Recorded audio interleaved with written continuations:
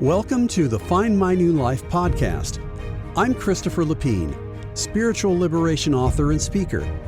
This podcast brings you inspiration, hope, and answers for how to live a modern, God-centered spiritual life. It will help you have a more direct, deeper experience of God, find more happiness, and live your incredible God-given destiny. You can find all my podcasts, as well as videos, books, and more at findmynewlife.com. So, let's get started with today's show. Hi, welcome. This is Chris Lapine, and this is episode 2 of my podcast. As I'm recording this, it's Saturday, November 19, 2022. This episode is The Keys to Life After Death, the Real Truth About Salvation. So after listening to today's show, I'm hoping that you'll feel more peace, more security, greater motivation about and for the spiritual life, to really start to feel that enthusiasm. And when we say the word salvation or resurrection, it brings up, I'm sure, for many people, a lot of negative connotations, a lot of bad experiences. Some people had really negative upbringings where they were constantly monitored, constantly restricted, constantly threatened with not resurrecting, threatened with spiritual consequences like limbo or hell, our favorite hell. Now some people had that a little bit more than others, but in the back of, I think, a lot of people's minds, there's always this fear about what's going to happen after I die. Either, I don't want to go to hell, I don't want something negative to happen, or of course, God, I hope I do get to go on. I don't want to just go off into oblivion after I die. So there's a lot of concern about that, and rightly so. I mean, it's, we're here for a very short time. No one can argue with that. And eventually all of us will physically die. And it's something that's on a lot of people's minds. And as you get older, I'll tell you, you think about it more. I didn't think about it, I think, quite as much when I was younger as I do now. But I did think about it then, and maybe it's come across your mind several times.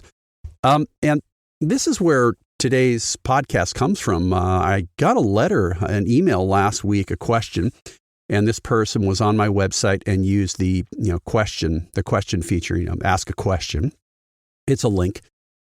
Anyway, this person sent me an email. I won't read the email, but I'll just tell you the background, the context of it. And this person basically said, "Hey, I've got some questions about this whole salvation thing, this life after death. And I have a husband who I love, but he's an atheist. And I've got concerns about him, whether he's going to go on or not."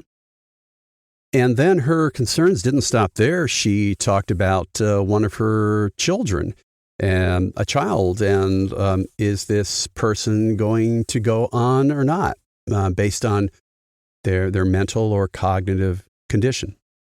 So a lot of questions, and we, of course, have many of the same questions. So today is really a response to this person. I have written to this person, but I want to offer it up there today as a podcast for you, because I think it could help a lot of people clear some things up. So let's think about this. So, most of our beliefs about what happens after we die come from, of course, what we were taught as children. And a lot of that comes from if you had a traditional religious upbringing. Otherwise, if you didn't, which is more and more the case these days, you're doing the best you can to figure it out from ancient writings, traditions, what you may think makes sense to you, common sense, etc.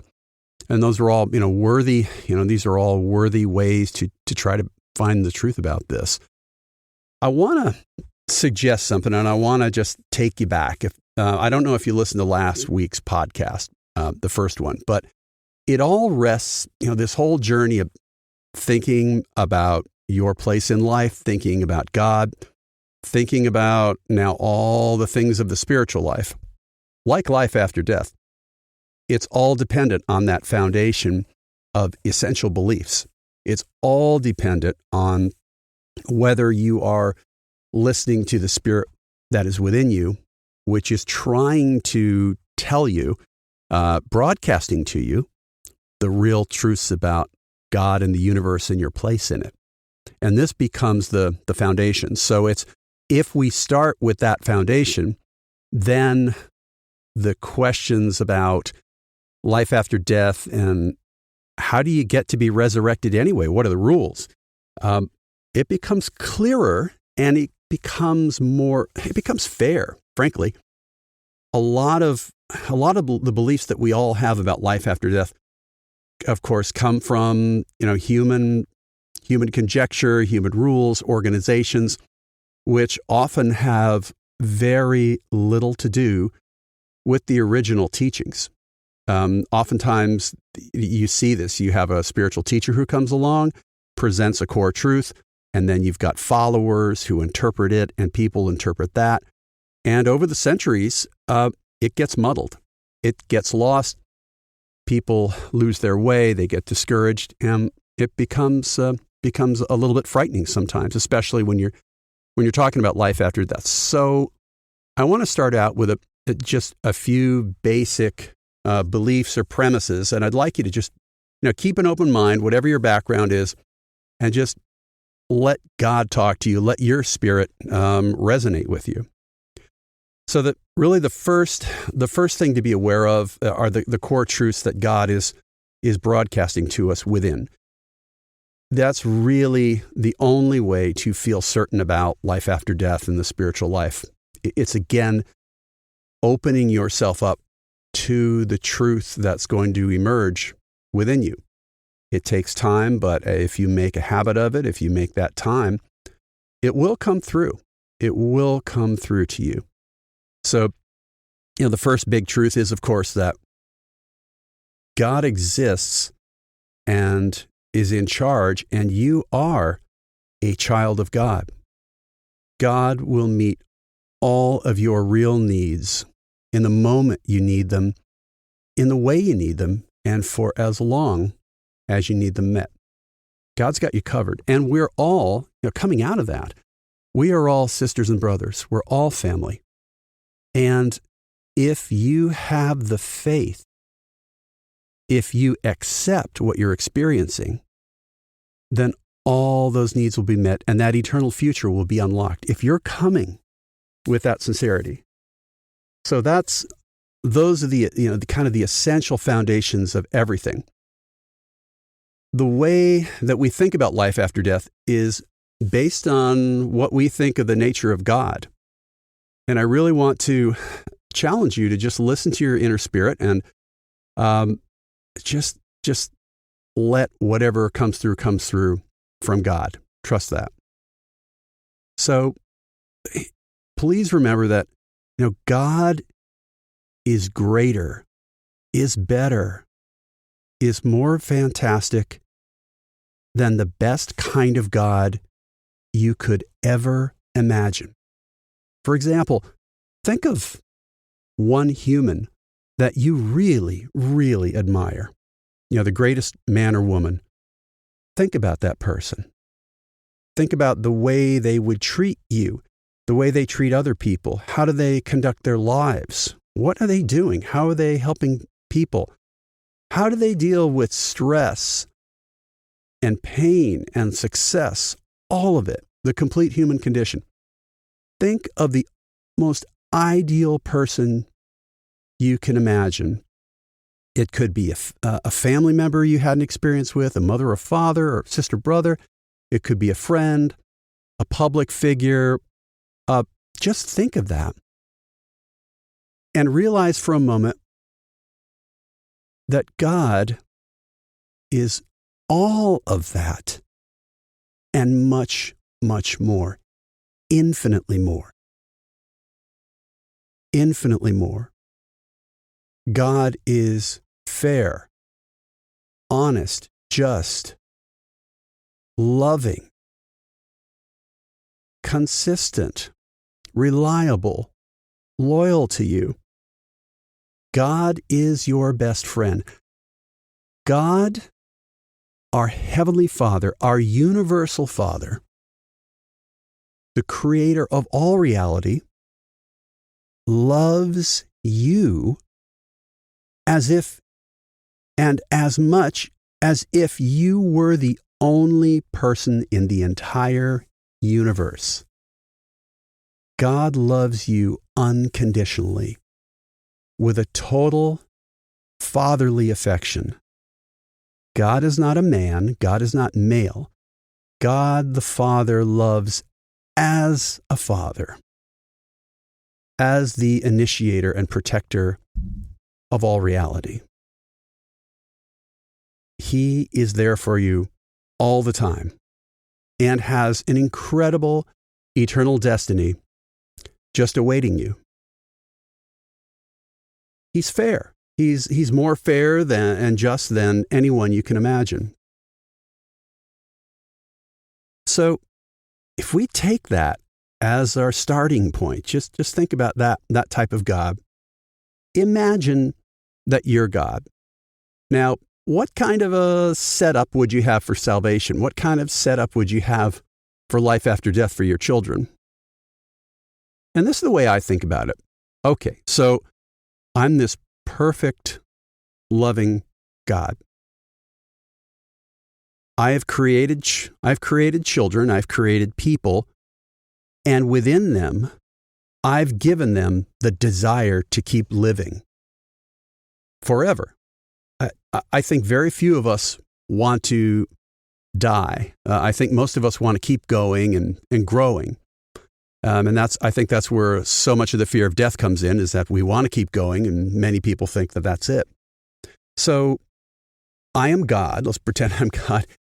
And I planted within you the very desire to keep going, this burning desire. And it isn't just a kind of an animal survival desire. If you tap into your true desire, it's a hunger to be the very, very best you can be. It's a hunger for perfection. It may take an eternity to become perfect, to really realize all the destiny and the potential that God has given you.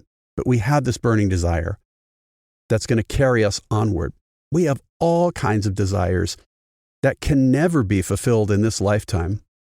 But remember that these desires can be fulfilled in eternity if we take the next steps. So, I'm God, and I've placed all of this in you, and I ask you, why would God place all of these desires in us? Why would He do this? There's a reason, and the reason is we're going to keep going. He has a plan for us. He has things He needs us to do. Indeed, why didn't God just sit there all alone in eternity, and He was complete in and of Himself? Why didn't He just sit there in eternity? He chose to create the universe. He chose to create divine beings. He chose to create human beings for a reason. There's a big plan. There's an exciting adventure for everybody. So, you've got billions and billions of humans who've lived, at least on this planet, and I'm sure on scores and scores of other planets. And there's a purpose, there's a destiny, there's a reason. So just sit with that and let your spirit talk to you about that. There has to be a reason. So if we look at that, then if God is fair, if God has a real eternal destiny for us, then the gateway to that, the rules to that, have got to be fair. If we really look at it closely, not only do the rules have to be fair, but it has to be a situation where you don't have any more advantage than I do. We're all on a level playing field. God is, as it says in the Bible, no respecter of persons. The main thing that God cares about is whether you want to know him and to follow his leading and to serve the people around you, to help them grow as well. That's the main thing. So when you're looking at salvation, God is looking really at that criteria. If we think about it, unless you have a desire for the presence of God, unless you can recognize God within, and unless you're willing to follow that divine leading, that even if you believe certain things, what does that really matter if you're not even following God at all? You're just talking about it. So just think about the repercussions of that, because what we've been taught is that belief is it. Belief is the gateway to resurrection, period. So I want to develop this idea a little bit more. One thing that really comes through is that, and must be true, is that the faintest flicker of faith, the faintest acceptance of the light within, of the presence of your loving Father, assures that you will be resurrected after death. God looks at the motive, the true intent of the soul, of whether it wants to respond to the divine leading and thus continue on the universe journey. The really interesting thing about this is that survival from the death of the body is not dependent on belief. I talked a little bit about that before. It just isn't. Belief is important. It is very, very important, but the ticket to life after death is not belief. So whether someone is an atheist or has another type of belief, this does not affect survival after death. It doesn't affect resurrection. Just as words do not affect the efficacy of prayer. Prayers are not more powerful, they're not more effective by virtue of the words. It's the intent of that soul. It's what the person really desires to do in relation to the divine leading. A person can be sensing and following the divine leading without stating a belief in the Father, in Jesus, or some kind of self-conscious deity or God. Let me state this again. A person can be responding to the divine leading, being selfless and giving, without saying that they believe in God. This might be counterintuitive, since we've all been taught that you need to believe certain things in order to survive death. But it comes down to the two primary realities you can respond to, material or spiritual. If a person focuses on just material things, the outer world, and satisfying the desires of the body, then they are not growing and will eventually starve their souls into apathy and death. There is nothing here in this person that is non-material, and so after death, there is nothing left to go on, not even the basic soul they were given when they were born. So, if you stop responding to God, if you ignore the spiritual needs, you go from apathy into death, and sometimes rebellion against that inner leading of God. It's a real spectrum, but whether you neglect it or rebel against it, it leads to the same place. There's, unless we immerse ourselves in the divine presence of God and try to do His will, we are not growing our soul. And eventually, if we don't have a soul, we don't have a way to get to the next life. There's nothing that can go on because we're just a body. There's nothing more. However, if a person accepts the light, the spiritual reality within, they make it possible to recognize and attempt to follow the divine leading. the will of the universal Father. Every attempt we make, no matter how basic or feeble, advances us. It allows us a new divine invasion of our souls. What we believe does not determine whether and how much we will respond to the divine leading. Belief is not the key. Acceptance of reality is. Acceptance of the divine presence and following the will of God. That's the key. So, what's the big deal about belief? What does belief really do? Well, you need both. I mean, they go hand in hand. You can't, belief is, I would say, ineffective without acceptance of the divine presence within and without listening to God. And we've seen many times examples of people who spout all kinds of spiritual beliefs and practices, and yet they're not nice people, or they do bad things. We see this time and again. You know, it could be sexual abuse scandal, it could be money, power, lying, politics, you name it. They don't look spiritual in any way, yet they can be very intellectual and share just amazing beliefs. And they're at their very, very core, they're not responding to God. They're not accepting God. They're not following God. And without that, nothing else really matters. You're not going to get anywhere. So let's assume that you have that foundation. You accept the God presence within. And as you grow, your conception of God, your idea of God will grow. So that will begin to lead to beliefs which build on that.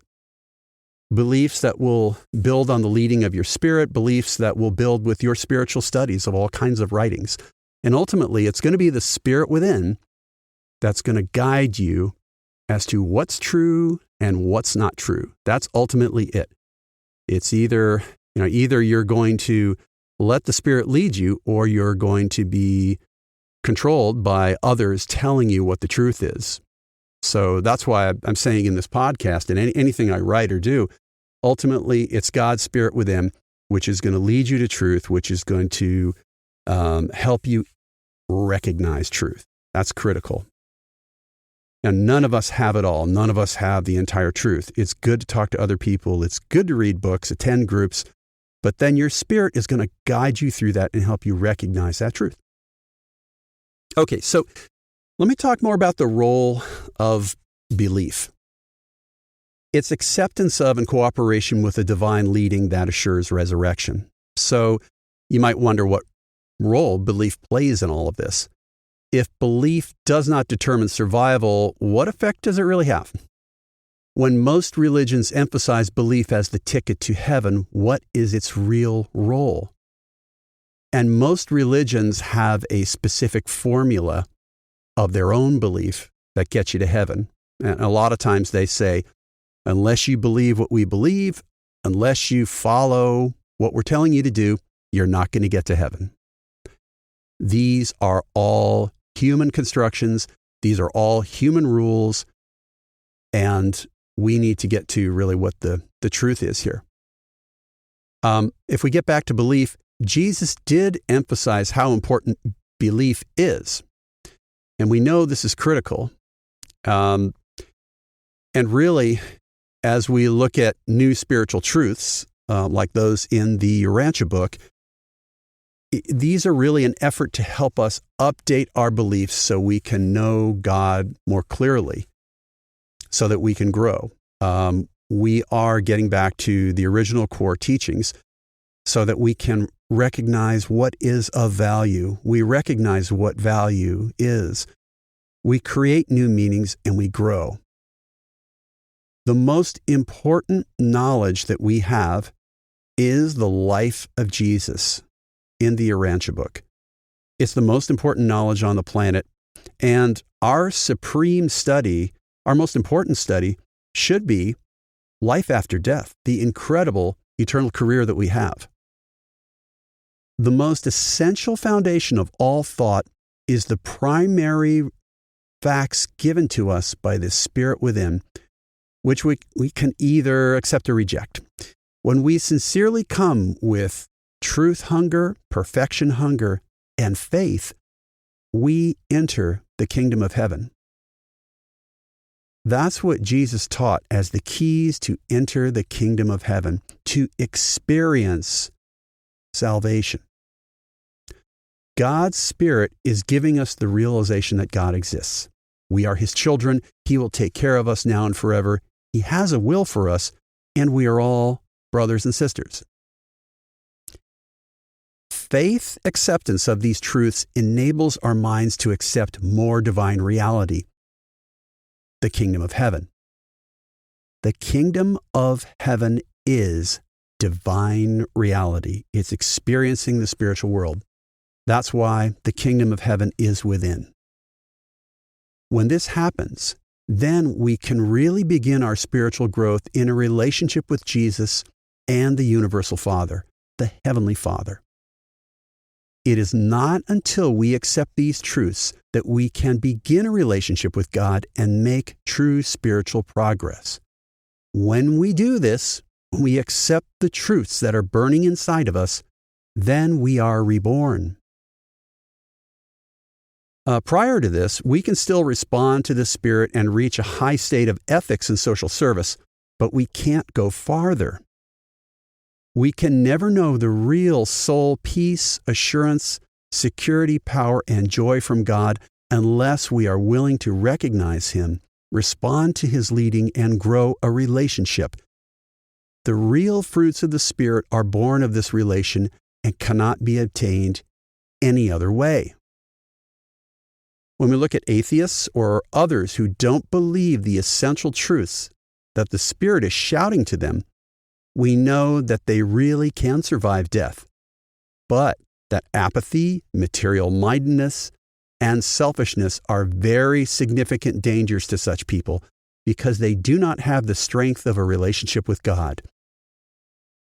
When someone starves themselves spiritually, looks away from the light, ignores the inner spiritual leading, they eventually lose all hunger for spiritual reality and lose their ability to recognize that light in the future.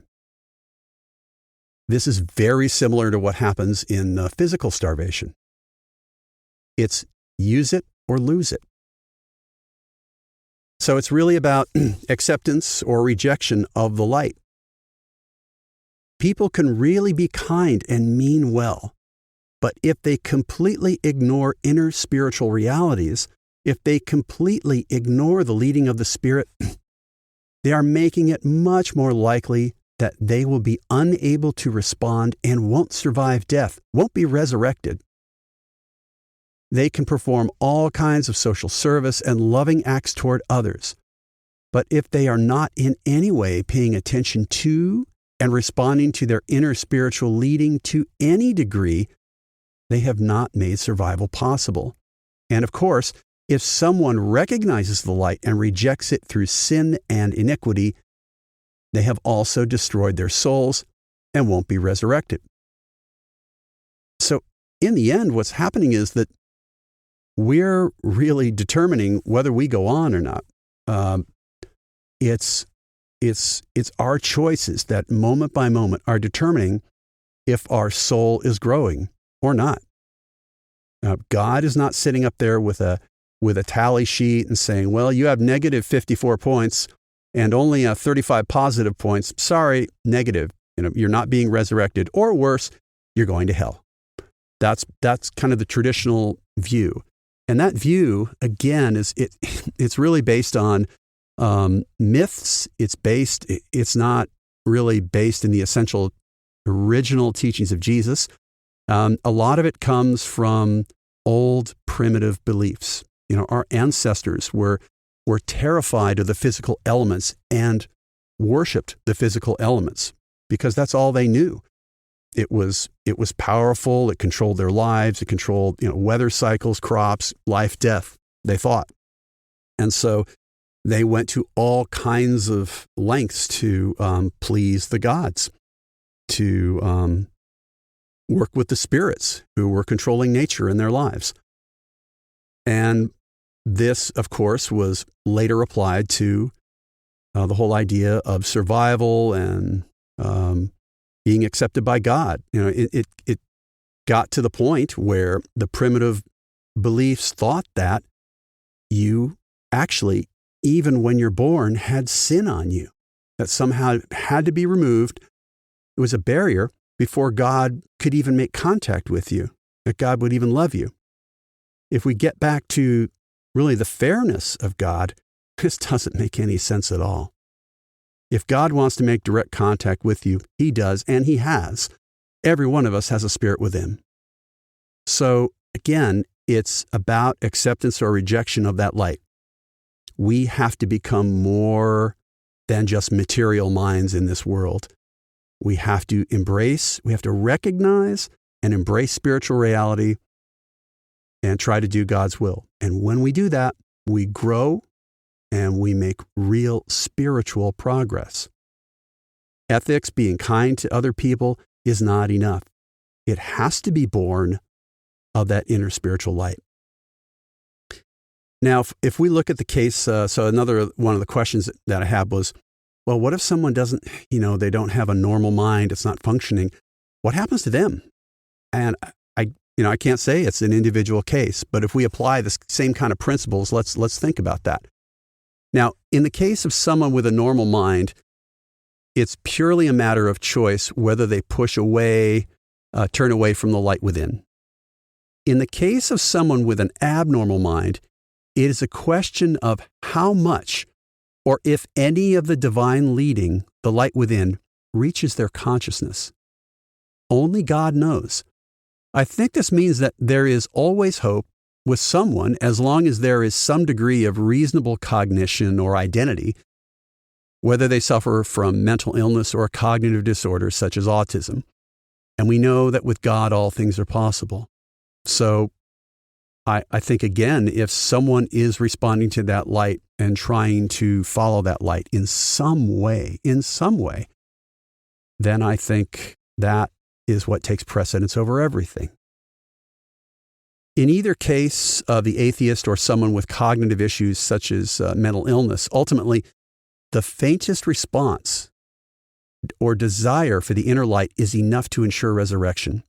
The faintest detectable flicker of faith is enough. There is always great hope for all our sisters and brothers. God knows what a remarkable challenge we face, especially on a deranged and rebellion-seared planet like ours. He has compassion for all of us. We're all different physically. We all have different gifts. We have different life circumstances. We have different physical makeups. Some of us have huge health problems. Some of us has tremendous mental health problems, real physical issues in our brains. God knows this, and again, He is looking at the intent. So before God, we are all of equal spiritual potential. He just wants to make sure that we're responding and trying. Just if you're trying, that's the gateway. It's not belief. But what we saw before was that once you accept and you enter the kingdom, the family of God, when you really experience that, then your beliefs can grow and help you realize all the joy, all the fruits of the Spirit, and your destiny. That's what that belief is about.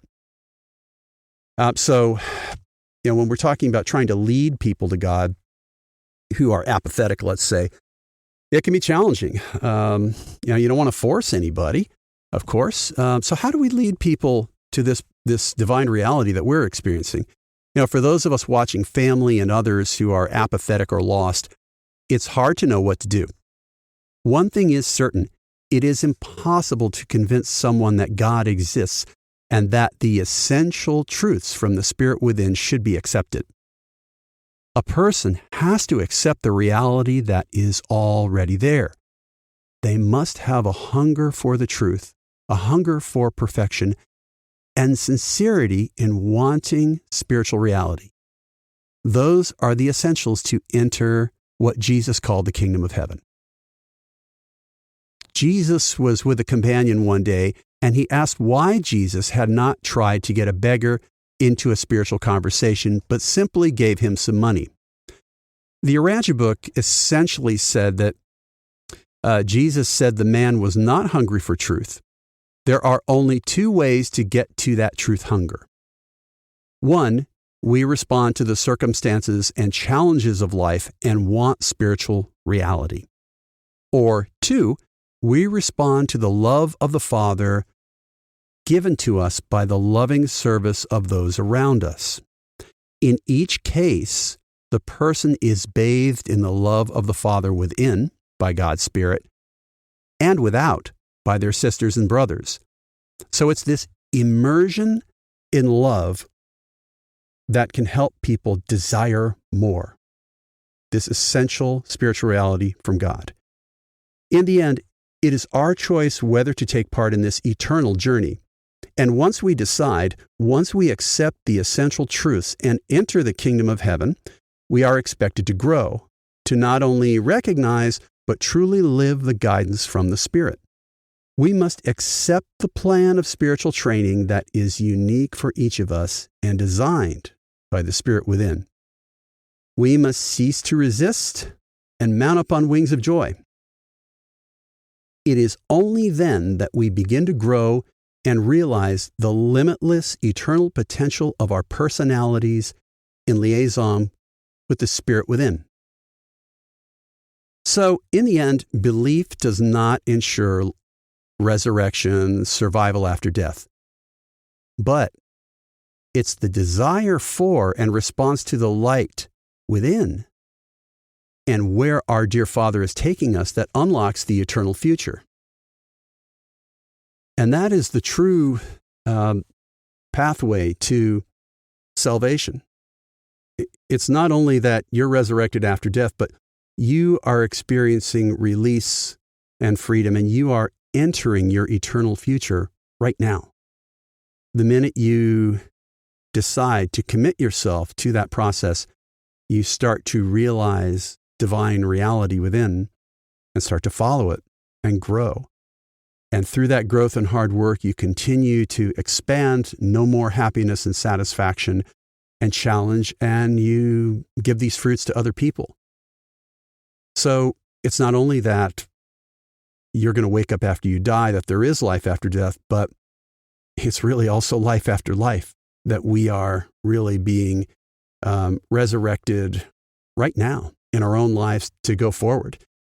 And that, I think, the most important thing to remember out of all of this is it's between you and God. I've talked quite a bit today and gone over a lot of topics. I talked about this book called the Urantia book, which this discussion is based on. And ultimately, it's going to be you're listening to the Father's Spirit within and what He is consistently telling you. If you're unsure, please take the time with God. Make a little time every day. Don't be impatient. Just let it grow. And eventually, you will know what the truth is. And you will be empowered. You will be given the courage to move forward with your life. The astounding joy that life can really give you. So that's really where we go once we choose the light and move forward, and that's the ticket. That's the ticket to life now and life eternal. So everybody, thanks for joining me today. This has been the podcast for November the 19th, 2022. Looking forward to next week. I'm not sure what it's going to be about, but I promise it's going to be good. As always, if you haven't been to my website, check out the website. It's findmynewlife.com. And also, I have a new book coming out December 10, 2022. It's called Profound Prayer. Think you could like it quite a bit. There are book samples up there. There's an ebook. There's going to be an audio book, a paperback, and a hardback book. So all that stuff's up there on Amazon, on my website. Look forward to learning more from you and together. And again, if you have a question, if you have a suggestion for the podcast, or if you want to contact me for any reason, just notify me on my website. I wish you the very best. You have a great week. Thanks for listening today. I hope it helped you on your journey. Go to findmynewlife.com for all my podcasts and much more. If you'd like to contact me with ideas or requests, use the Contact Me link on that website. I wish you the best on your spiritual journey. Remember, you are a child of God and we are family. You could claim an amazing destiny. See you next time.